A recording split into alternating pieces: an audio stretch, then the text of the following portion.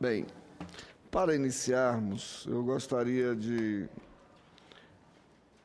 fazer a minha fala, porque na medida que os expositores forem falando, já vai me respondendo naquilo que eu preciso indagar.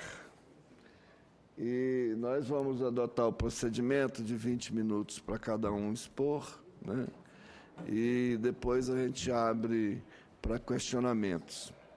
Também preciso registrar que a ausência de senadores aqui não é desprestígio aos debatedores nesta manhã. É que, nesse momento, está havendo também uma reunião desta comissão conjunta com a Comissão de Infraestrutura, com a presença do ministro Nelson Barbosa, além de outras comissões que também estão em reuniões. Aqui, senhores convidados, a gente, às vezes, está em 3 comissões ao mesmo tempo. Aí a gente vai numa, marca a presença, vai noutra, debate, volta para outra, pergunta. Então, é muito dinâmico aqui, é muito trabalho. Mas, em resumo, eu que sou o signatário desse pedido de audiência para debater esse tema, isso decorre do fato, já do meu discurso de posse aqui no Senado, no dia 3 de fevereiro de 2015, em que a gente colocou a preocupação que temos com relação à crise hídrica.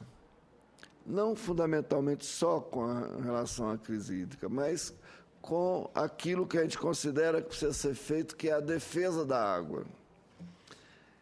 E essa audiência tem por objetivo instrumentalizar, preparar-nos para, além dos projetos que já tramitam sobre PSA na Câmara e no Senado, a gente preparar um projeto de lei que dê conta das nossas indagações e da sociedade em geral, da academia, né, e dos produtores rurais, fundamentalmente, que é aqueles que lidam com a terra mais diretamente. Os arranjos de pagamento por serviços ambientais, PSA, são mecanismos que buscam remunerar ou recompensar quem protege o meio ambiente. Presume-se que o agente privado que implemente ações com o objetivo de proteger o meio ambiente presta um serviço ambiental à sociedade ou a um grupo de indivíduos e deve ser recompensado por essa decisão. Os arranjos de PSA baseiam-se em um conceito muito pouco difundido no Brasil, chamado princípio do provedor-recebedor. Os arranjos de PSA estabelecem as regras pelas quais os agentes que se beneficiam de um determinado serviço ambiental possam pagar aos agentes que o produzem. É uma forma de criar mercado para os bens ou serviços ambientais que tem como resultado final o estímulo à proteção, recuperação e à conservação do meio ambiente. Quando bem desenhados, os arranjos de PSA transformam a proteção ambiental em algo atrativo do ponto de vista de quem esteja em condição de produzir esse serviço. É uma forma de tentar transpor a proteção do meio ambiente, é uma forma de tentar transformar a proteção do meio ambiente mais interessante do que sua destruição. Ou seja, os ganhos auferidos pelo prestador de serviço ambiental a partir dos arranjos de PSA pode tornar a proteção ambiental mais atrativa do que outras atividades econômicas ou simplesmente do que a inação. Entende-se normalmente como serviços ambientais a retenção ou captação de carbono, a conservação da biodiversidade, a conservação e proteção de serviços hídricos e conservação de beleza cênica. Mas existem serviços ambientais menos óbvios Por exemplo, uma empresa que opere uma hidrelétrica ou um serviço de captação de água de uma grande cidade pode estar interessada em reduzir o assoreamento dos seus reservatórios.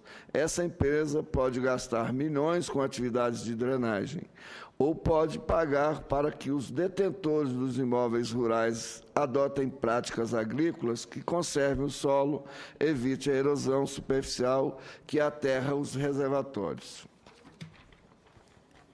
Estimular práticas como o plantio direto, o plantio em nível ou o replantio de matas ciliares em torno dos reservatórios pode sair mais barato para a empresa do que as obras de engenharia para adaptar a exploração do reservatório a um lago assoreado. Todos podem sair ganhando em uma situação como essa. Os arranjos de pagamentos por serviços devem ter o objetivo de dar segurança e reduzir os custos de transações entre os agentes que demandam um serviço ambiental e aqueles que podem produzi-lo. Através de arranjos de PSA, podemos encontrar formas de estimular, por exemplo, que os produtores rurais do Brasil recuperem suas áreas de preservação permanente, além dos limites mínimos estabelecidos nas regras transitórias do novo Código Florestal. A nova Lei Florestal brasileira diz que os produtores devem recuperar obrigatoriamente, no mínimo, as metragens listadas no artigo 61A, mas não existe teto. Nenhum produtor está proibido de recuperar mais do que estabelece as regras transitórias da lei. Como estimular os produtores a protegerem mais seus recursos hídricos é uma pergunta que pode ser respondida por meio de arranjos de PSA. O próprio Código Florestal trouxe a figura das cotas de reserva ambiental. Um produtor rural que tenha uma propriedade extremamente produtiva, mas não tenha área de reserva legal suficiente, pode pagar por meio de transações de CRAS para que outro produtor mantenha um maciço maior de reserva legal em outro lugar. As CRAS são um arranjo de PSA cujas regras gerais estão delineadas no novo Código Florestal, Lei 12.651/2012. A presença do Ministério do Meio Ambiente é importante porque uma lei que é aprovada no Congresso pode ou não conflitar com uma regulamentação do novo Código Florestal no que tange às cotas de reserva ambiental.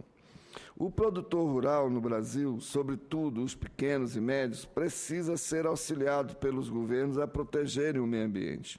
Precisamos encontrar formas inovadoras de irmos além da ordem, do comando e controle e da punição. Os mecanismos de PSA podem ser uma dessas formas inovadoras de incentivar os produtores rurais a mudarem de atitude em relação à proteção ambiental. Grandes dúvidas sobre uma legislação que trate do PSA. A todos os convidados. Essas são as minhas perguntas. O que já está protegido pela legislação ambiental é passível de receber por serviços ambientais? O agente privado que mantém o mínimo exigido pelo Código Florestal, como áreas de reserva legal e os limites de recuperação mínimas nas margens dos cursos d'água, devem receber por fazer o que estão fazendo obrigados pela lei? Por outro lado, as unidades de conservação, de proteção integral e terras indígenas, onde o desmatamento é proibido por lei, são passíveis de reconhecimento por serviços ambientais? Ao nosso convidado, representante da TNC. Quais os principais problemas enfrentados pelos arranjos de PSA nos quais a TNC está envolvida, que podem ser solucionados por meio de alteração ou inovação legislativas? Aos representantes. O representante do Ministério do Meio Ambiente não chegou ainda, né? Então, ele avisou-nos que ia atrasar um pouquinho. Ainda ao representante... Eu deixo para fazer quando ele chegar, que as demais aqui são para o meio